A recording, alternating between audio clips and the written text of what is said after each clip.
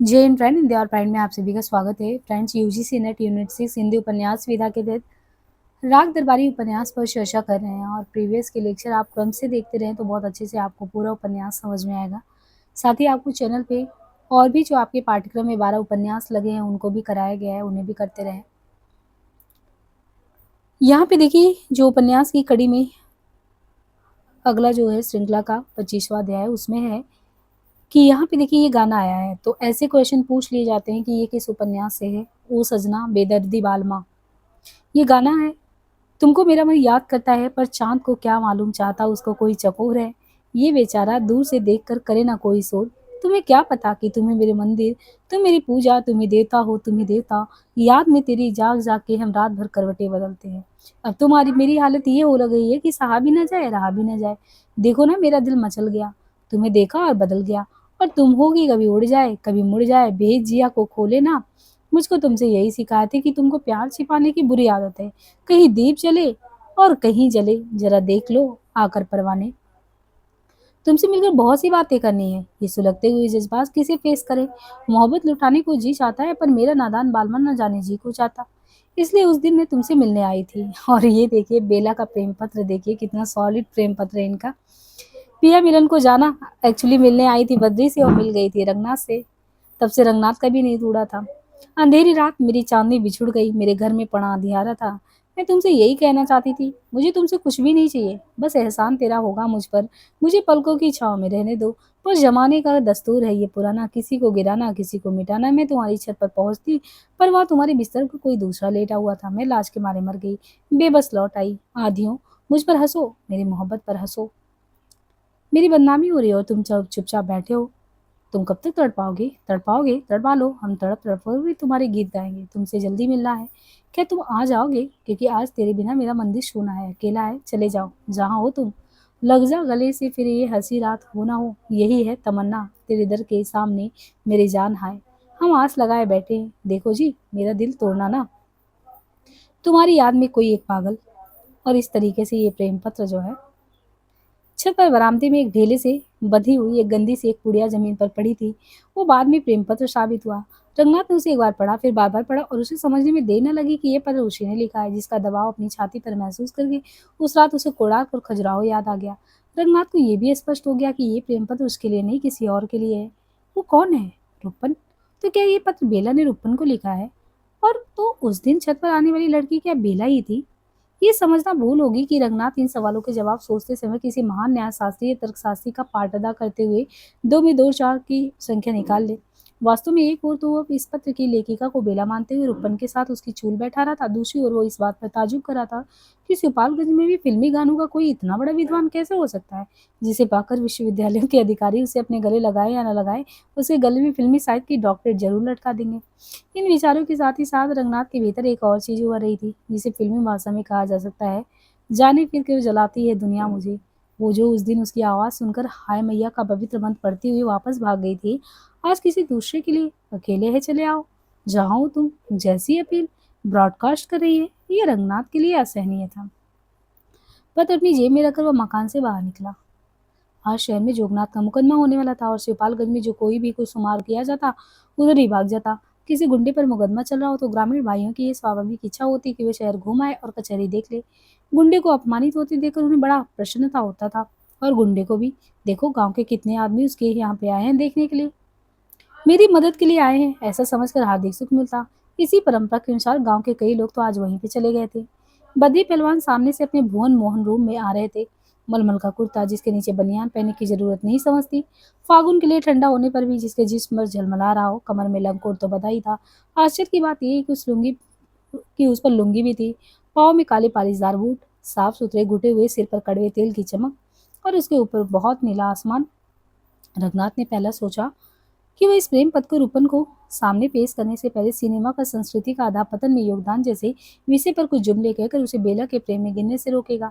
वो जानता था कि रूपन से इस विषय पर बातचीत करना मुश्किल होगा, पर प्रेम पत्र मिलने जैसी करारी घटना को किसी कुन तरीके से खत्म कर देना भी उसे ठीक नहीं जान पड़ा। किंतु बद्री पहलवान को देखते ही उसने अपनी योजना बदल ली, जैसे किसी अमेरिकी एक्सपर्ट को देखते ही हम कभी कभी अपनी योजना बदल लेते हैं। बद्री पहलवान ने प्रेम पत्र को दूर से ही देखा और मुआयना किया और उसे आसान बनाने के लिए रंगनाथ उसे अपने दोनों हाथ में पकड़े हुए 1.5 फीट की दूरी पर खड़ा रहा। वे चुपचाप पूरे पत्र को पढ़ते रहे। एक जगह उन्होंने जब आंख सिकोड़ी तो रंगनाथ ने उन्हें मदद देने के उद्देश्य से पढ़ा, फिर ये हसी रात हो ना हो और कहा हसीन मतलब खूबसूरत। बद्री पहलवान ने एक डकार सी ली जिसका तात्पर्य शायद ये था कि समझाने की जरूरत नहीं, ऐसी बातें मैं खूब समझता हूँ। पूरा पत्र पढ़कर उन्होंने उसे अपने हाथ में ले लिया और मोड़कर अपने कुर्ते की जेब में डाल लिया। रंगनाथ ने कहा, रुपन बाबू बहुत गड़बड़ रास्ते पर चल रहे हैं और वो लड़की न जाने कैसे कूड़ा कचरा इस चिट्ठी में भर दिया है।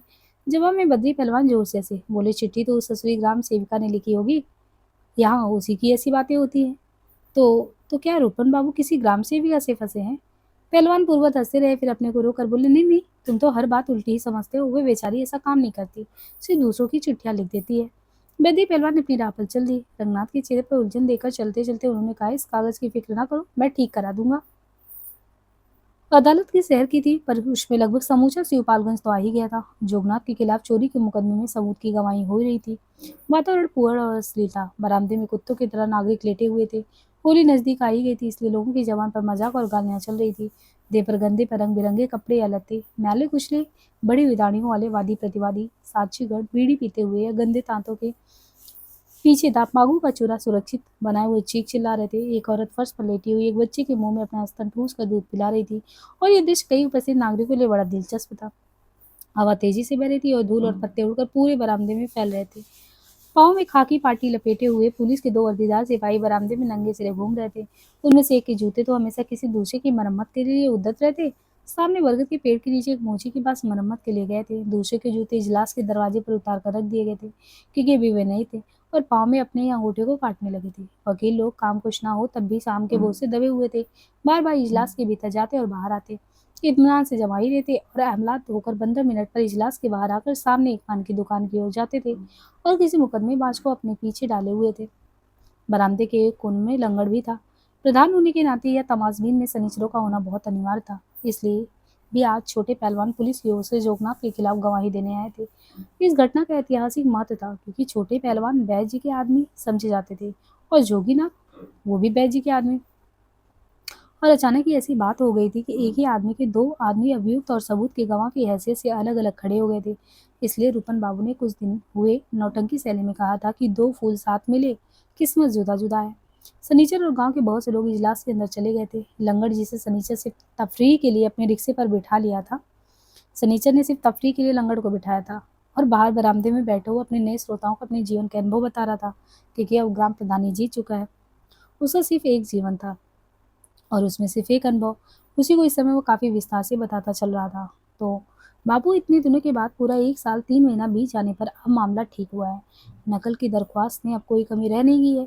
मिसिल भी सदर से अब तहसील वापस आ ही गया है। कल तहसील गया था तो पता लगा नकल बाबू ने अब हमारा तहसील वापस लौटा दिया है और काम हाथ में ले लिया है। आज तैयारी हो रही थी, फिर उसका असल से मुकाबला होगा। बस अब 3-4 दिन की और कसर है। एक वकील जो बरामदे के खंभे से टिके हुए सिगरेट पी रहा था वहीं से बोले, इतने दिन मारे फिरे फिरते हो, पहले हमारे पास बल्कि किसी भी वकील के पास जाओ, ठीक है। लंगड़ ने इन दिनों संतों वाली माधुरी मुस्कान का इस्तेमाल करना सीख लिया था, जिस चेहरे पर उड़ते ही लगता था कि दूसरा आदमी बचकानी बात कर रहा हो, पर ये मेरी साथ होता है कि मैं उसे झेल रहा हूँ। उसी मुस्कान का काफी बड़ी मात्रा में प्रयोग करते हुए लंगड़ ने कहा, वकील की दरकार नहीं थी बाबू, ये तो सत्ता की लड़ाई थी। 5 रुपया बाबू को दे दिया था तो नकल 3 दिन नहीं 3 ही घंटे में मिल जाता, पर उस तरह ना होता तो उसे लेने देना न मुझे देना था। वकील ने कहा, उसे लेना क्यों नहीं था? रुपया दिया और उसने लिया नहीं। लंगड़ थक कर फर्श पर लेटने की तैयारी करने लगा तो बोला, सत्ता की लड़ाई थी बाबू, तुम वकील ही नहीं समझोगे। लोग हंसने लगे, पर लंगड़ ने लेटकर चुपचाप आंखें मूंद ली। फिर वह धीरे से कहा, किसी ने पूछा, क्या मामला लंगड़? ठंडे बड़े रहो। उसने आंख मूंदे मूंदे सिर हिलाया, कुछ नहीं कहा। उसके पास बैठे हुए एक आदमी ने उसकी देह छूकर बुखार जैसा जान पड़ता है ऐसा कहा। एक बुढ़िया चुपचाप बैठी हुई घुघू किसी आंखों से संसार की दार्शनिकतापूर्ण देख रही थी।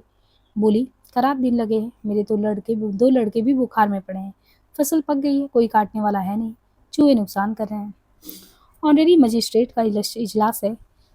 गया दिन की गवाही हो रही थी, जिरा खत्म होने को आ रहा था। अचानक जोगनाथ के वकील ने कहा, तुम्हारी एक लड़की है? तो उसने कहा, हाँ है तो। उसका नाम बेला है? हाँ। उसकी उम्र लगभग 20 साल है? हाँ। अदालत ने गया दिन को संदेहपूर्वक जिस तरह 20 साल की लड़की के बाप को देखना चाहिए तीखी निगाह से देखा। तुम्हारे घर पर कोई दूसरी स्त्री भी है? हाँ, मेरी विधवा बहन। पर वो हमेशा दूसरे तुम्हारे यहाँ नहीं रहती ना? नहीं, वो बराबर मेरे ही घर रहती है। वकील ने गरज कर कहा, तुम हलफ ले चुके हो, झूठ बोलोगे तो मुकदमा चल जाएगा। क्या ये सच नहीं कि तुम्हारी बहन ज्यादातर अपनी ससुराल में रहती है और इन दिनों तुम्हारी लड़की घर पर अकेली रहती है? गैदीन चुपचाप खड़े रहे। वकील ने गरज कर दोबारा कहा, बोलती कि नहीं? क्या बोलूं? आप इतना गुस्सा कर रहे हो कि कुछ बोलना ही कठिन है। वकील ने उसी तरह कहा, मैं गुस्सा नहीं हो रहा हूँ। गैदीन कुछ बोले नहीं। तब वकील ने आवाज को धीमी से बनाकर कहा, तुम्हारा क्या जवाब है? उसने कहा, देखो, मेरी विधवा बहन बराबर मेरे घर पर रहती है। तुम्हारी लड़की की शादी हो चुकी है? नहीं। कब करने का इरादा है? करने वाला तो भगवान है। भगवान का नाम सुनकर अदालत ने अपना सिर ऊपर उठाया। अभी तक अदालत जो है कुछ दूसरे कागजात देख रही थी, जिनको इस मुकदमे से कोई संबंध नहीं था। अब उसने वकील से कहा, इन सवालों का मुकदमे से कोई संबंध तो है नहीं, क्या पूछ रहे हो? वकील ने कहा, श्रीमान, मैं संबंध बाद में स्थापित करूंगा। अदालत की साफ आकर पब्लिक प्रोसिक्यूटर भी अपने गवाह की रक्षा के प्रति सचेत हो गया। उसने इतराज किया, श्रीमान, ये सवाल अप्रासंगिक है। अदालत ने कड़ी निगाह से पब्लिक प्रोसिक्यूटर को देखा। यही इस इतराज का जवाब था। उधर जोगनाथ के वकील ने ये देखकर कि अदालत का मूड खराब हो रहा है, गया दिन से उनकी लड़की के बारे में वार्तालाप करना बंद कर दिया। दूसरा गवाह बुलाया। ये वही गवाह था जिसने जोगनाथ के मकान की तलाशी के समय प्रकट होकर और उसी क्षण वहां से भागकर पुलिस को सांत्वना दी थी कि गवाही में उसे किसी भी समय तलब किया जा सकता है। उसका नाम था वैजनाथ और वो शिवपालगंज के पंडित राधेलाल का चेला था। वही पंडित राधेलाल जिन्हें झूठी गवाही देने में उच्च कोटि की दक्षता हासिल थी, जिन्हें आज तक बड़े बड़े से वकील भी जिरा में नहीं उखाड़ पाए थे और पकड़ में ना आने वाली झूठ बोल सकने के कारण ही पूरे जिले के मुकदमेबाजों और गवाहों में अभूतपूर्व प्रतिष्ठा रखते थे। इधर कुछ दिनों से जब से पूरब वाली प्रेयसी के प्रेम ने उन्हें कुछ कुछ घरगुस्सा बना दिया था, वे गवाही के सहारे चलने वाली प्राइवेट प्रैक्टिस के लिए काफी समय नहीं निकाल पाते थे। फलतः उन्होंने पहले की अपेक्षा मुकदमे में जाना बंद कर दिया और बड़े वकीलों और डॉक्टरों की तरह वे सामान्य प्रैक्टिस ना करके विशेषज्ञों वाली प्रैक्टिस करते थे, जो अब सिर्फ दीवानी के मुकदमों और उसमें भी उत्तराधिकार के मुकदमों तक सीमित थी। फौजदारी के मुकदमे में झूठी गवाही के स्तर को कायम रखने की दिशा से पिछले सालों में उन्होंने कुछ चेले तैयार कर लिए थे। उनमें बैजनाथ का स्थान सबसे उच्च था। वैजनाथ भीकम खेड़ा का रहने वाला था, पर आसपास के गांव में गवाही के उद्देश्य वह पहले ही मौजूद माना जाता था।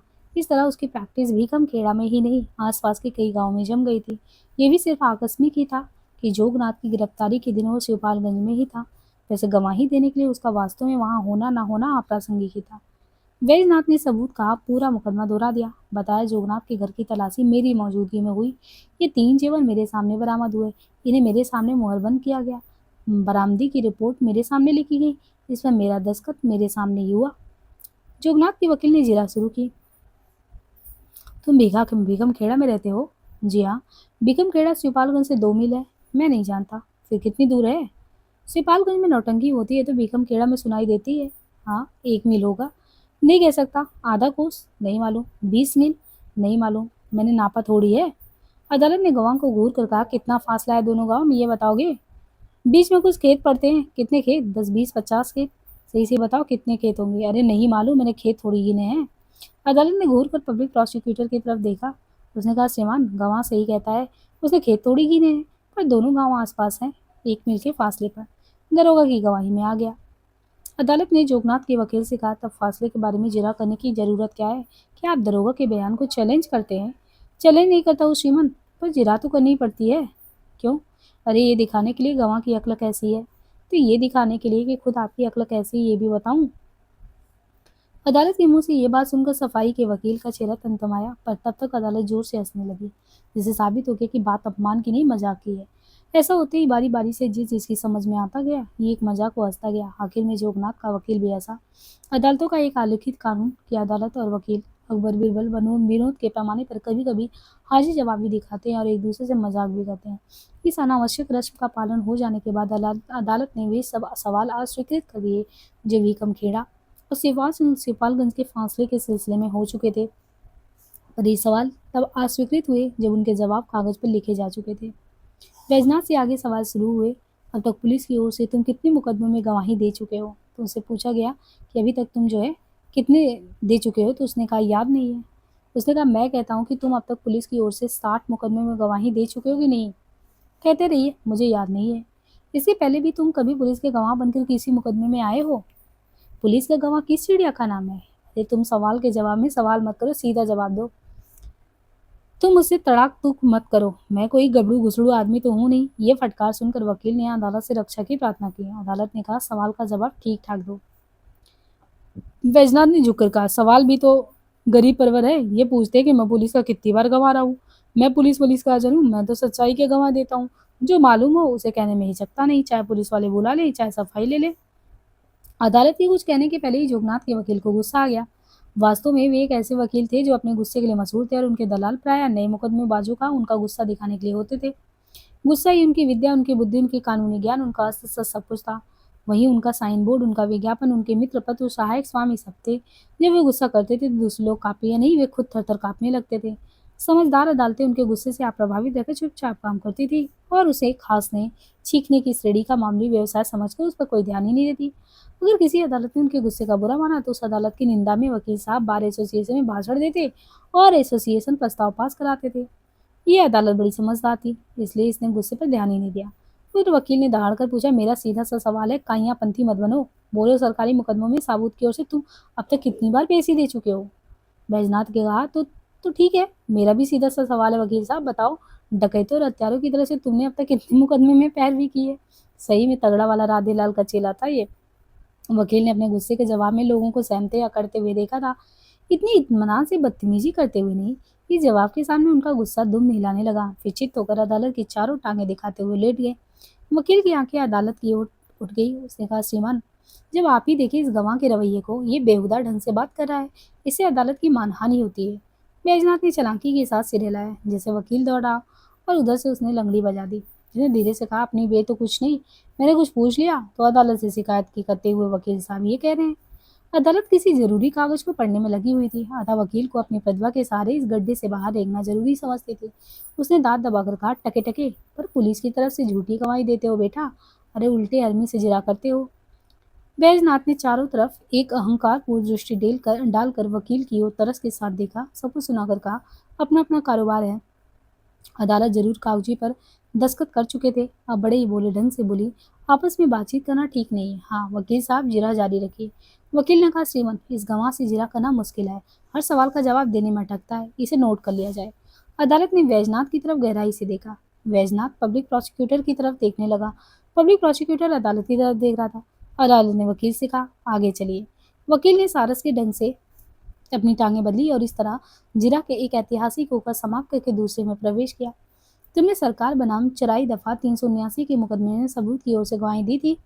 मुझे याद नहीं, ये गवाही तुमने इसी महीने में दी थी। बैजनाथ थोड़ी देर सोचता रहा, फिर बोला, इस महीने में मैंने एक गवाही दी थी। मैं अपने बाग के पास से निकल रहा था, एक आदमी पोटली लिए जा रहा था। तुम्हें ये बात बताने की जरूरत नहीं कि तुमने गवाही में क्या कहा था, सिर्फ ये बताओ कि दिया था कि नहीं।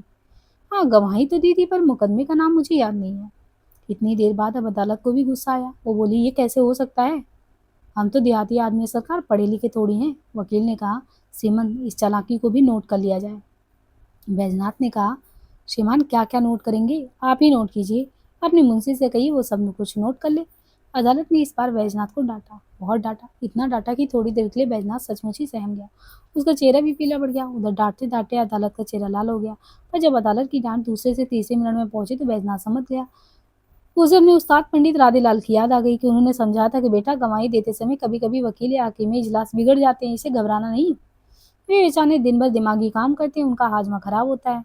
वे प्राय अपंच, मंदाग्नि और बवासीर के मरीज होते हैं, इसलिए वे चिड़चिड़े हो जाते हैं। उनकी डांट वाट से मत घबराना।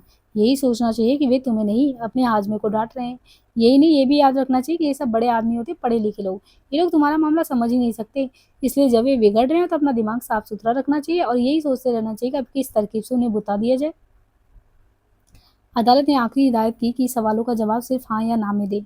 जीरा का टैंक अब सतल जमीन पर घरघराता हुआ चलने लगा। आज से 6 महीने पहले तुमने सरकार बनाम विशेषज्ञ के मुकदमे में सबूत की ओर से गवाही दी थी? उसने कहा, नहीं। ये उत्तर सच था, क्योंकि बैजनाथ ने यह गवाही 7 महीने पहले दी थी। साल भर पहले तुमने सरकार बनाम चुन्नू के मुकदमे में गवाही दी थी? नहीं। ये उत्तर भी सच था। चुन्नू का मुकदमा 14 महीने पहले हुआ था, वो दिया था। अब ये नहीं नहीं नहीं नहीं, इस तरह तुम अब तक कई मुकदमों में सरकारी गवाह रह चुके हो। आपने ऐसे सिर्फ 2 मुकदमे गिनाए। इतने इतने मुकदमों में तुम पुलिस को बार बार गवाही के लिए मिल जाते हो, इसकी कोई खास वजह? वैजनाथ ने अदालत की ओर देखकर शहीदों की आवाज में कहा, वजह यह है कि मैं जवामर्द आदमी हूँ। उसकी छाती तन गई। बदमाशों के खिलाफ गवाही देने की हमारे उधर किसी की हिम्मत पड़ती नहीं। मैं बेधड़क आदमी और गुंडागर्दी के सख्त खिलाफ हूँ, इसलिए जो देखता हूँ खुलेआम कहने में हिचकता नहीं। वकील ने उसे रोकने की कोशिश की। अदालत ने हाथ हिलाकर उसे गवाह के कटघरे से निकल जाने के लिए कहा, पर बैजनाथ का व्याख्यान बंद ही नहीं हुआ। वो कहता रहा कि मैंने कसम खाई कि अपने क्षेत्र से मैं गुंडों को भगाकर दम दूंगा। मैं अपनी बात पर अटल हूँ। इसमें यदि मेरे प्राण भी निकल जाए तो भी कोई दिक्कत नहीं है। उसने कहा, एक बात बताओ, तुम्हारा नाम क्या है? उसने कहा, छोटे पहलवान। पब्लिक प्रोसिक्यूटर ने उनकी बातों में संशोधन किया। पेशकर से कहा, लिखिए छोटे लाल। छोटे लाल ने उसे इस तरह देखा मानो वो सचमुच ही छोटा बना दिया गया हो। नाराजगी में उन्होंने लार घुटी। दूसरा सवाल हुआ, बाप का नाम तुम्हारे क्या है? उसने कहा, कुशहर। पब्लिक प्रोसिक्यूटर ने फिर संशोधन किया, कुशहर प्रसाद। इस बार छोटे पहलवान ने इस तरह देखा जैसे उनके बाप को किसी ने गाली दी हो। जात? तो कहा, बावन। मुकाम? हम गजहे हैं। ठीक है, पर तुम्हारे गांव का नाम क्या है? वही गंज। अरे कौन गंज? छोटे पहलवान ने कड़कर कहा, कोई 100-200 गंज थोड़े ही हैं। फिर रुकर कहा, शिवपालगंज। कहो भगवान की कसम, जो कहेंगे सच सच कहेंगे। कह दिया। कह दिया नहीं, मुंह से कहो भगवान की कसम। अरे कह दिया। अर्दली अदालत को मुंह देखने लगा। वार्तालाप में डेडलॉक पैदा हो गया था। अदालत ने छोटे पहलवान को गौर से देखा। चढ़े हुए कल्ले बैल की सी गर्दन, बफौल गयादीन, बिना सूंड का हाथी। उधर अदालत का व्यक्तित्व बुद्धिजीवी था। उसने अर्दली को हुक्म दिया, गवाह से कहो बाहर जाकर मुंह साफ कराए। बाहर जाकर पहले मुंह साफ कराओ। छोटे पहलवान ने अंगोछे से मुंह का फर्जी पसीना पोंछ डाला। फिर इत्मीनान से खटखरे का सहारा लेकर इस तरह झांकने लगे जैसे कोई जहाज की रेलिंग के सहारे खड़ा हुआ समुद्र में जल तंतुओं को देखता हो। अदालत ने हुक्म किया, गवाह का मुंह साफ कराओ। पब्लिक प्रोसिक्यूटर ने छोटे पहलवान से कहा, बाहर जाकर पान नहीं थूक पा रहे हो? छोटे पहलवान सचमुच ही इस समय बड़े आत्मविश्वास के साथ पान चबा रहे थे। उन्हें लगा जैसे उनसे ये कहा जा रहा कि अपना आत्मविश्वास थूकाओ। उन्होंने ये बात अनसुनी कर दी, पर धीरे से पान हल्के के नीचे उतार लिए। यानी जब उनसे कहा गया कि थूकाओ तो वो थूकने के लिए तैयार नहीं हुए। जब वो तैयार नहीं हुए तो ये हुआ कि चलो भैया थोड़ा सा शांति भाव से दिखाओ। तो ये है शिवपालगंज की राजनीति में पंचायत बैठी है। मतलब ये लोग इस तरीके से वकील से बात कर रहे हैं, मतलब न्यायालय में खड़े हैं, कटघरे में। उन्होंने ये बात अनसुनी कर दी, पर धीरे से पान हलक के नीचे उतार लिया और एक बार अंगोछे से फिर पोंछ लिया। अदालत ने हरदली को हुक्म दिया, गवाह को हलफ दिलाओ। हरदली ने इस समझौते को विकृत निगाह से देखते हुए छोटे पहलवान से कहा, कहो भगवान की कसम, जो कहेंगे सच सच कहेंगे। उसने कहा, ठीक है, सच सच ही कहेंगे, भगवान की कसम। छोटे पहलवान ने इधर उधर देखते हुए इस बार अनायास ही कह दिया। पब्लिक प्रोसिक्यूटर ने पहले छोटे पहलवान से जोगनाथ के घर में तलाशी संबंधी सवाल पूछे। वे यहाँ तक जवाब देते गए कि दरोगा जी जोगनाथ के साथ ही उसके घर में घुसे थे। फिर घर की तलाशी ली गई। हाँ, क्यों, क्या निकला? अरे कुछ नहीं निकला। पब्लिक प्रोसिक्यूटर की निगाह मत्थे पर चढ़ गई। उसने जोर देकर पूछा कि मैं पूछ रहा हूँ तलाशी में क्या निकला? कहा, क्या निकलेगा? क्या घंटा निकला?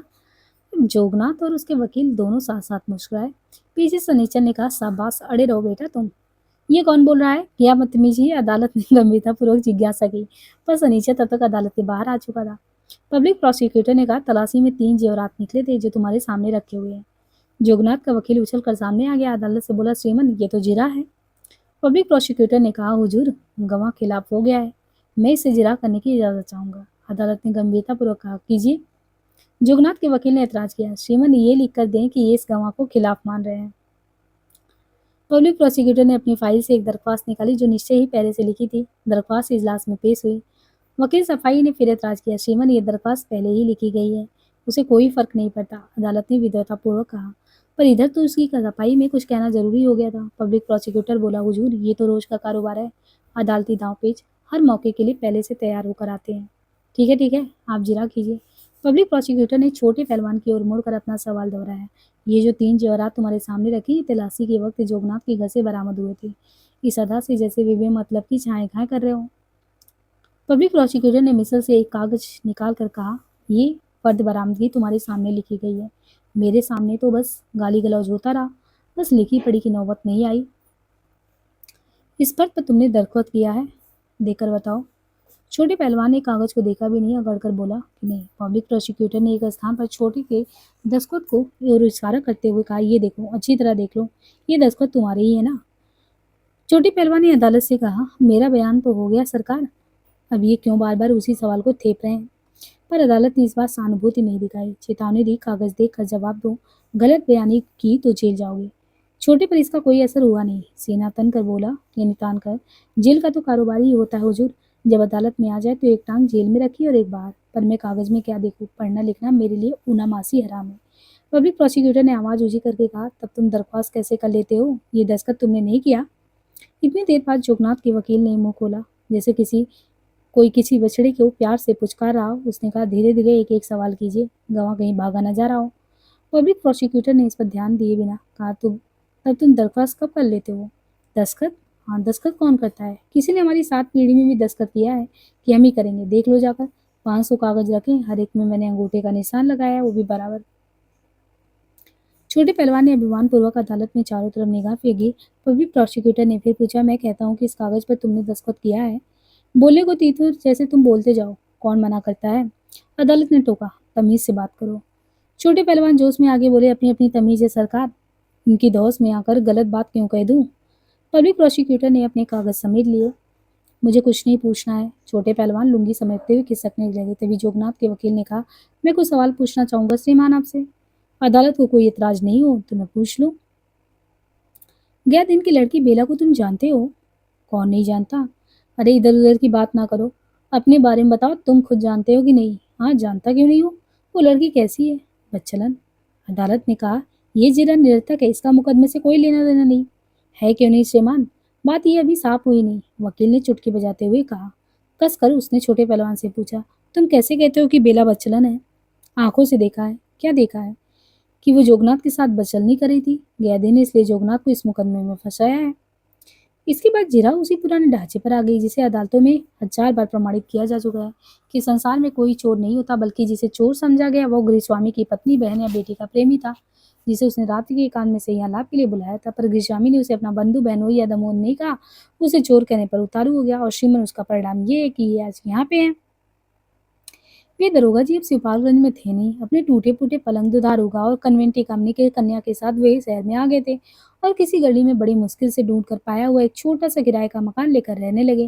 वे किसी विशेष कार्य में लगा दिए गए, जिससे उन्हें सामान्य नागरिक की तरह रहना पड़ा। और चूंकि सरकारी आदमियों के लिए सामान्य नागरिक की तरह रहना बड़ी खेदजनक दशा की गोतक है, इसलिए उन्हें देखकर खेद होता है। पर चूंकि उन्होंने जोगनाथ के विरुद्ध चोरी के मुकदमे की जांच की थी, इसलिए उन्हें आज इजलास में आकर फिर से गजहों के संपर्क में आना पड़ा। छोटी की गवाही सुनते ही उन्होंने कहा, छी, और इसके पहले की अदालत की निगाह उन पर पड़े हुए गयादीन को हाथ पकड़ बाहर निकाल लाए। थोड़ी देर बाद जो दोनों चुपचाप खड़े रहे। अंत में दरोगा जी ने कहा, ये गजहे बेईमानी की भी हद है। ऐसी कन्या के लिए इस तरह की बातें करते उनकी जबान भी नहीं टूटी। गयादीन फर्श की ओर देख रहे थे। एक आलपिन 2 ईंटों के बीच पड़ी हुई थी। लगता था कि वह सोच रहे थे इसे उठाया जाए या नहीं। दरोगा जी धिक्कार भरी आवाज में बोले, कोई किसी के लिए कुछ भी नहीं कह सकता, भले आदमी को कोई पूछने वाला नहीं है। तब गयादी ने कहा अपनी चिर परिचित थकी हुई ठंडी आवाज में, ये तो होना ही था दरोगा जी। जिस दिन आपने जोगनाथ को पकड़ा था, मैं समझ गया था कि मेरे घर में अब किसी की भी इज्जत बच नहीं सकती। मुझे बड़ा अफसोस है। अफसोस की कोई बात नहीं, आपका क्या कसूर? जिसे चोर बनाकर जेल भिजवाना चाहोगे, वो अपनी ओर से कोई कसर थोड़ी ही छोड़ेगा। मेरी तो देह जलने लगी। मेरे लिए देह ना जलाओ दरोगा जी, ये तो अपने देश का चलन है। जब कचहरी का मुंह देखा तो तभी कुछ झेलना पड़ा। जिसे यहाँ आना पड़े, समझ लो उसका कर्म ही फूट गया। तुम देह जलाकर क्या करोगे दरोगा जी? जोगनाथ का वकील तीर की तरह बाहर आकर किसी दूसरे इजलास की ओर भागा। पीछे पीछे भागते हुए मुवक्किलों से उसने कहा, जल्दी ना करो, अभी छूटने दो जोगनाथ को, फिर एक एक को समझा दिया जाएगा। हाँ हाँ, पुलिस को भी। दरोगा जी ने चौंक कर देखा, पर उनके देखने का कुछ भी बाकी नहीं था।